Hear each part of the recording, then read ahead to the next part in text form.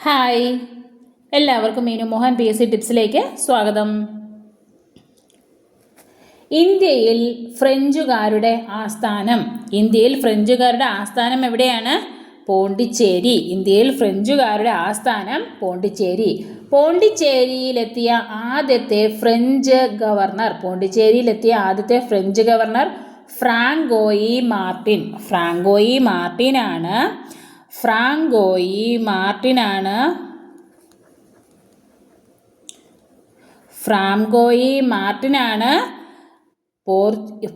പോണ്ടിച്ചേരിയിലെത്തിയ ആദ്യത്തെ French governor. പോണ്ടിച്ചേരിയുടെ പിതാവ് എന്നറിയപ്പെടുന്ന ആരാണ്? ഫ്രാങ്കോയി മാർട്ടിൻ. പോണ്ടിച്ചേരിയുടെ പിതാവും ആരാണ്?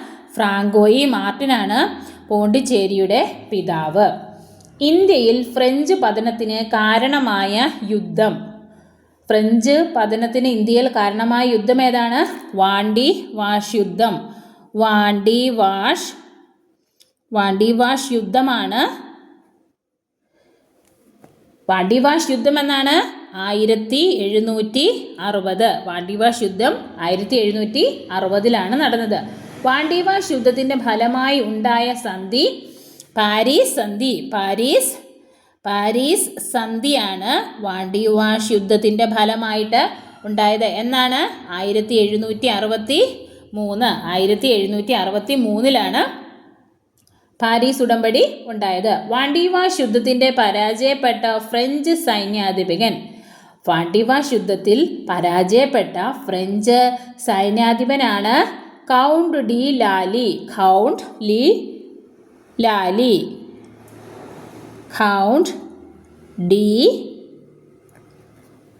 ലാലി.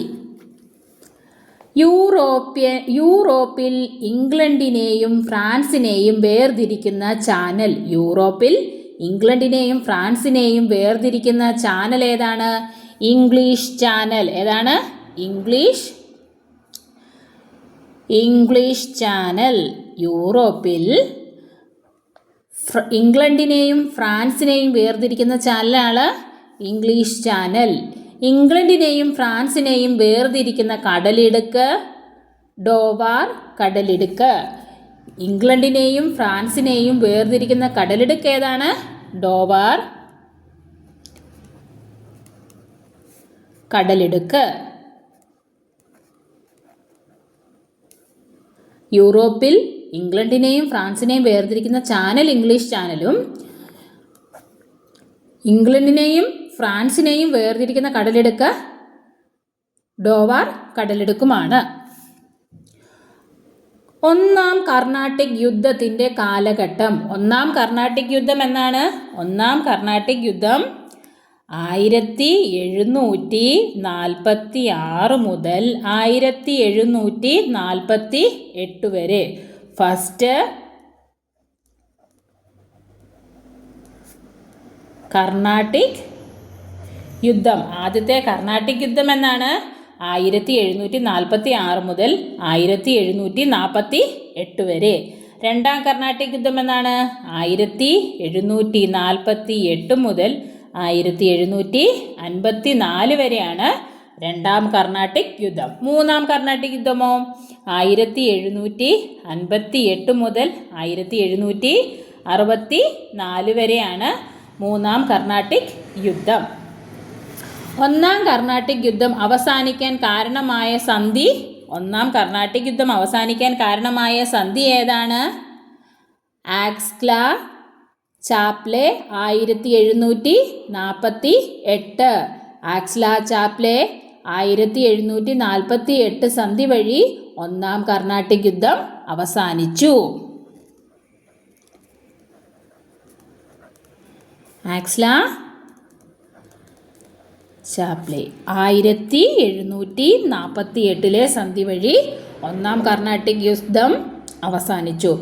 രണ്ടാം കർണാട്ടിക് യുദ്ധം എന്നാണ് അവസാനിച്ച സന്ധി ഏതാണ്? പോണ്ടിച്ചേരി സന്ധി. പോണ്ടിച്ചേരി സന്ധി വഴി 1754 രണ്ടാം കർണാട്ടിക് യുദ്ധം അവസാനിച്ചു. മൂന്നാം കർണാട്ടിക് യുദ്ധം അവസാനിക്കാൻ കാരണമായ സന്ധി ഏതാണ്? 1763 പാരീസ് സന്ധി. പാരീസ് ഉടമ്പടി വഴിയാണ് മൂന്നാം കർണാട്ടിക് യുദ്ധം അവസാനിച്ചത്. 1763 പാരീസ് ഉടമ്പടി. ഒന്നാം മൈസൂർ യുദ്ധം അവസാനിച്ച സന്ധി. ഒന്നാം മൈസൂർ യുദ്ധം അവസാനിച്ച സന്ധി എന്നാണ്? മദ്രാസ് ഉടമ്പടി. മദ്രാസ് ഉടമ്പടി വഴിയാണ്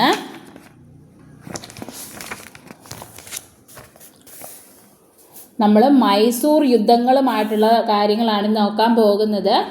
മൈസൂർ യുദ്ധം നടന്ന കാലം ഏതാണെന്ന് നമുക്ക് നോക്കാം. മൈസൂർ യുദ്ധം നടന്ന കാലഘട്ടം ഏതാണ്?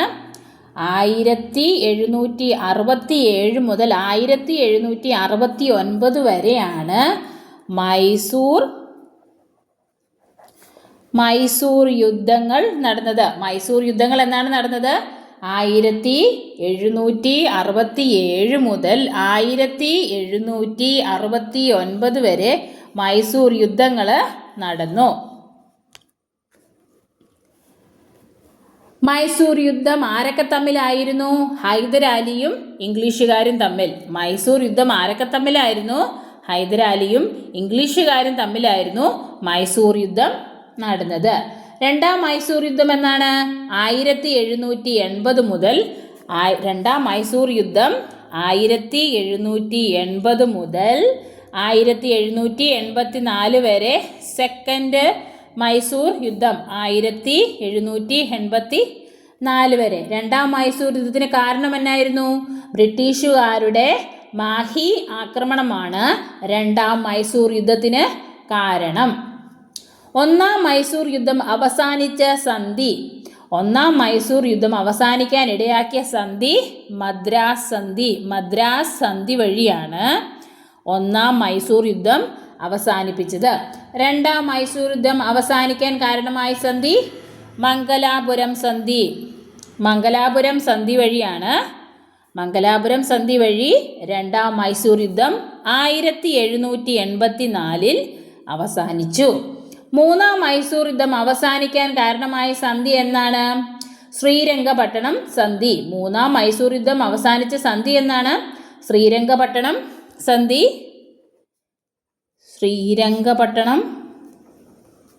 ശ്രീരംഗപട്ടണ സന്ധി എന്നാണ്? 1792. 1792 ശ്രീരംഗപട്ടണം സന്ധി വഴി മൂന്നാം മൈസൂർ യുദ്ധം അവസാനിച്ചു. ഒന്നാം മൈസൂർ യുദ്ധം എന്നാണ്? 1767 മുതൽ 1769 വരെയാണ് ഒന്നാം മൈസൂർ യുദ്ധം എന്ന് പറയുന്നത്. ഒന്നാം മൈസൂർ യുദ്ധം അവസാനിക്കാൻ കാരണമായ സന്ധി മദ്രാസ് സന്ധി. രണ്ടാം മൈസൂർ യുദ്ധം എന്നാണ്? 1780 മുതൽ 1784 വരെ. രണ്ടാം മൈസൂർ യുദ്ധം അവസാനിക്കാൻ ഇടയാക്കിയ സന്ധി ഏതാണ്? മംഗലാപുരം സന്ധി. അതെന്ന് ഒപ്പുവെച്ചു? 1784. മൂന്നാം യുദ്ധം അവസാനിക്കാൻ ഇടയാക്കിയ സന്ധി ഏതാണ്? മൂന്നാം മൈസൂർ യുദ്ധം അവസാനിപ്പിച്ചത് ഏത് സന്ധി വഴിയാണ്? ശ്രീരംഗപട്ടണം സന്ധി 1792. മൂന്നാം മൈസൂർ യുദ്ധത്തിൻ്റെ കാലഘട്ടം ഏതാണ്? 1789 മുതൽ 1792 വരെ. മൂന്നാം മൈസൂർ യുദ്ധം കാലഘട്ടം എന്നാണ്? 1789 മുതൽ 1792 വരെയാണ് മൂന്നാം മൈസൂർ യുദ്ധത്തിൻ്റെ കാലഘട്ടം. രണ്ടാം മൈസൂർ യുദ്ധത്തിൻ്റെ കാലഘട്ടം നയിച്ചിരുന്നത് ആരാണ്? ടിപ്പു സുൽത്താൻ. രണ്ടാം മൈസൂർ യുദ്ധത്തിൻ്റെ രണ്ടാം ഘട്ടം നയിച്ചിരുന്നത് ടിപ്പു സുൽത്താനും രണ്ടാം മൈസൂർ യുദ്ധത്തിൻ്റെ ആദ്യ ഘട്ടം നയിച്ചിരുന്ന ആരാണ്? ഹൈദരാലി. അതായത് രണ്ടാം മൈസൂർ യുദ്ധത്തിന് 2 ഭാഗങ്ങളാണുള്ളത്. ഒന്നാം ഭാഗം നയിച്ചിരുന്നത് ഹൈദരാലിയും രണ്ടാം ഭാഗം നയിച്ചിരുന്ന ആരാണ്? ടിപ്പു സുൽത്താനുമാണ് നയിച്ചിരുന്നത്. രണ്ടാം മൈസൂർ യുദ്ധത്തിന് 2 ഭാഗങ്ങളായിട്ടാണ് നടന്നത്. ഒന്നാം ഘട്ടത്തിൽ ആ യുദ്ധത്തിന് നേതൃത്വം നൽകിയത് ആരാണ്? ഹൈദരാലിയും രണ്ടാം ഘട്ടത്തിൽ രണ്ടാം മൈസൂർ യുദ്ധത്തിന് നേതൃത്വം നൽകിയത് ടിപ്പു സുൽത്താനുമാണ്. മൂന്നാം മൈസൂർ യുദ്ധത്തിന്റെ പ്രധാന കാരണം എന്താണ്? ടിപ്പുവിൻ്റെ തിരുവിതാംകൂർ ആക്രമണം. ടിപ്പു സുൽത്താന്റെ തിരുവിതാംകൂർ ആക്രമണമാണ് മൂന്നാം മൈസൂർ യുദ്ധത്തിന് കാരണമാക്കിയത്. റോക്കറ്റിനെ കുറിച്ച് പ്രതിപാദിക്കുന്ന ടിപ്പു സുൽത്താന്റെ കൃതി ഏത്? റോക്കറ്റിനെ കുറിച്ച് പ്രതിപാദിക്കുന്ന ടിപ്പു സുൽത്താന്റെ കൃതി ഏത്? ഫാത്തുൽ മുജാഹിദ്.